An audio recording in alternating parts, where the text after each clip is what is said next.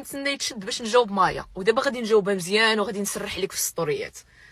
علاش انا كلاشيتها قلت لها الحرب كيدخلوا ليها الرجال ما كيدخلوش ليها الشيخات؟ علاش؟ راه ماشي على قضيه الخدمه ديالها انها دونسوز، حيت مايا اول حاجه كانت خدامه عنده، ماشي هادشي هو المهم.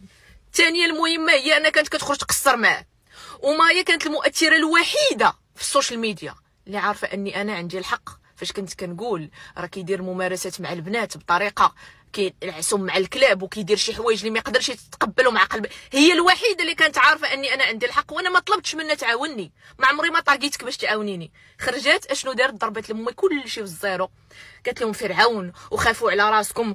لكن انت خايفه على بناتك، انا اصلا ما جبدتكش حتى شي واحد في السوشيال ميديا ما جبدك باش انك تدخلي في الموضوع، انت بوحدك اللي مدخله كرموسك في الموضوع باش خوفتي الناس انهم يديروا الشكايات وانهم ما ينوضوش يدافعوا على راسهم وما يدافعوش على الحقوق ديالهم. بلاتي دوك اللايفات ديالك ديال الدفاع على المراه وعلى حقوق المراه وعلى الاغتصاب وعلى هادي وعلى التحرش وعلى الرجل المغربي وعلى هذاك الشيء كامل شديه وديريه في الطرف ديال الخبز وكوليه، حيت داك الشيء كامل ديالك فيك، كامل ديالك فيك. عرفتي علاش؟ فاش كنكون انا كاميرا ديما اللايفات، عرفتي راه اللايف راه كتشدي النهار كامل نتيا في التيك توك في الانستغرام في هادي ما مزياكلاش مع المواضيع ديال المراه، ما مزياكلاش زعما راكي كتموتي انت على المراه المغربيه وبناتك وكتقريهم.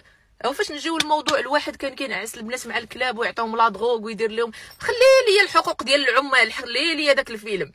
فاش تكوني انت خدامه وعارفه وشايفه وعايشه وداك الشيء كامل شايفاه حقيقي، كلمه واحده ديال المسانده منك ما جاتش، كلمه مسانده منك كامراه عاشت وشافت ما جاتش. يعني انت انا غنقولها لك واسمحي لي، انت انسانه فيك، انت فيك. الا كنتي خايفه على بناتك انا اصلا ما طلبتش منك المساعده،